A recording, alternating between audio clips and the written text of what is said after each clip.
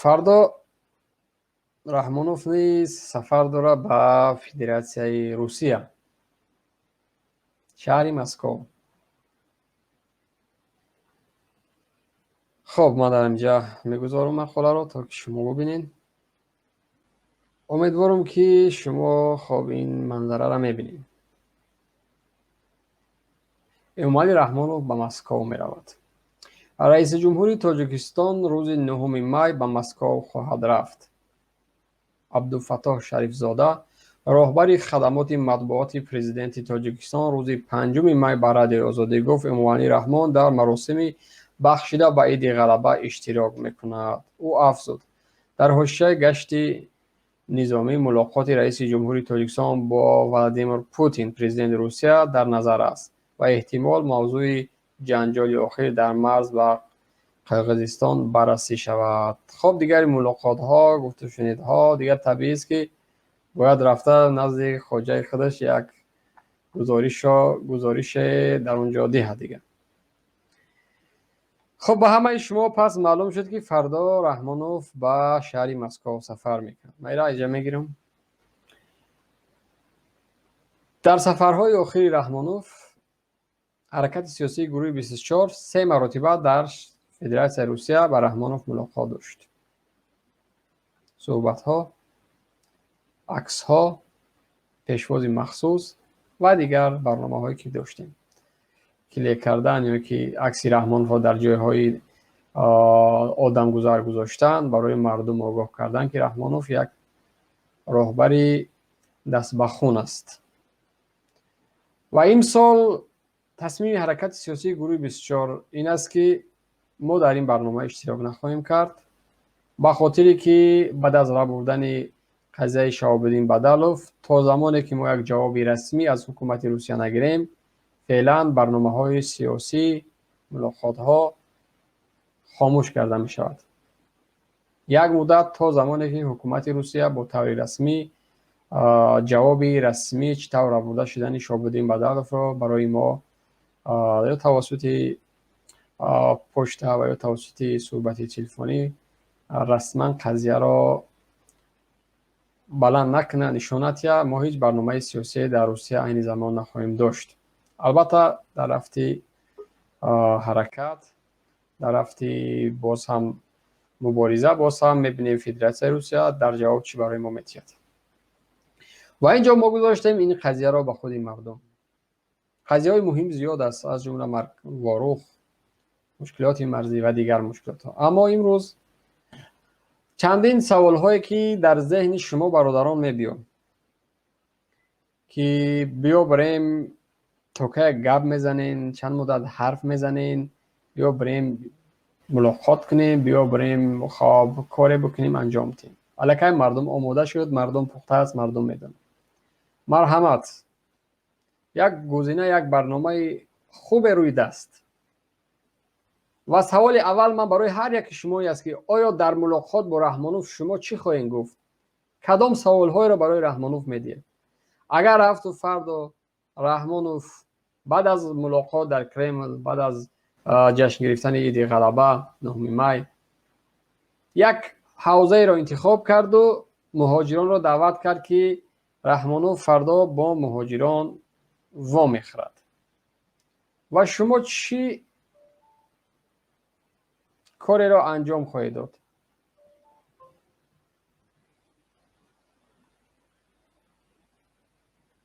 агар рафту фардо Раҳмонов бо худи ҳамин мардум мулоқот кард, мисли президенти ҷумҳурии Узбекистон. ман баротон мегузорам.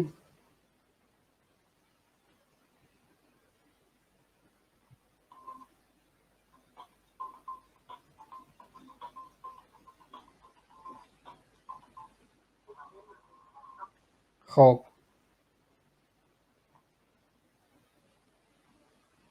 скрин так.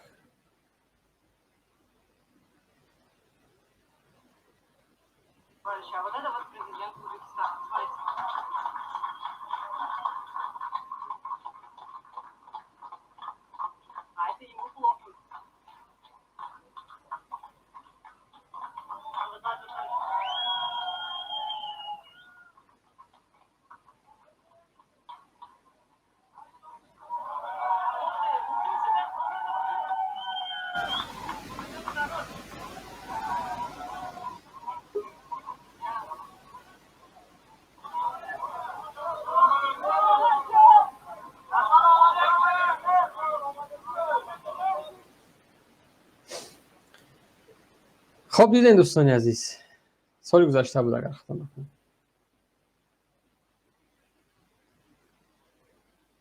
یک پرزیدنت مردمی هیچ جای ترس نداره. بعد از ملاقات، بعد از نشست، بعد از تمام برنامه ها را خاتمه بخشیدن، از تالار برآمد بیرون میشود.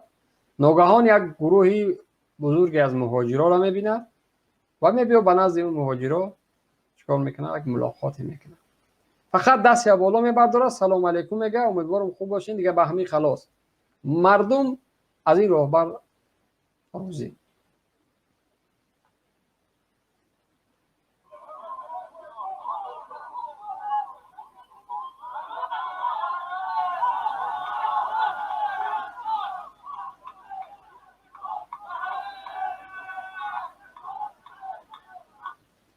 هیچ یک کاری مهمی نبود، هیچ مبلغ صرف نمیشود، هیچ یک زحمت لازم نیست در این کار. و آیا فردا مردم تاجیکستان، برادران مهاجر، برادران شهر مسکو آماده این که فردا روین در میدان کرمل؟ فردا ملاقات است. بعد از او از رحمانوف طلب که بیا با ما ملاقات کن. و یا اینکه آن دیاسپورایی که در روسیه هستین، اون رئیسای بازارها و رکت‌ها و اون کسانی که این مردم کنترل میکنن، نظارت میکنن، آماده هستین که برای این مردم یک میدان بسازین، یک جلسه تشکیل بکنین، یک نشست تشکیل بکنین و رحمانوف دعوت بکنین و از این مهاجران مظلوم سوالها داده شود تا رحمانوف براشون جواب بده. آیا این کار انجام دادنش باوری هست؟ گرچنده که من در این شک دارم که رحمانوف هیچگاه عضو این ملت نبود، عضو این مردم نبود و هیچگاه با این مردم ملاقات نخواهد کرد. این من باوری دارم. اگر هم که ملاقات میکنه، باز هم نماینده های سفارت، باز هم همون پسرینکای پاسپورت فروش و همون پسرینکای بلیت فروش و چیپتا فروش و همون راهبران بازارهایی که مردم از ظلم میکنن، همون دیاسپورها، همون چاپلوسانی که هستن، همون دانشجویانی که از حساب کوتای رحمانوف میان میخونن. بغیر از ایو من در این شک دارم که رحمانوف رفته از عضوی مهاجرت یک گروه بزرگ بسازه، در یک استادیوم، در یک میدان ورزشی، در یک تالار بزرگ مردم جمع بکنه، خطشون ملاقات بکنه و سوالهای زیاده که من باوری دارم مردم داره جواب بده. این کار کرده میتونه؟ نمیتونه. و آیا اگر که رحمانوف به نزد شما نمیروه، پس آماده این فردا در کرمل یک سیر گشت بکنین، یک هوای تازه بخورین، فردا روز استراحتی است، روز شنبه است، یک گروه جوانا برین و از دور اگر میبینین بگین که خب آقای رحمانوف بعد از ملاقات ما در خدمت شما هستیم، بیاین ما از شما خواهش میکنیم همچون یک پرزیدنتی ما بیاین با ما ملاقات بکنیم. آیا این کار کرده میتونه؟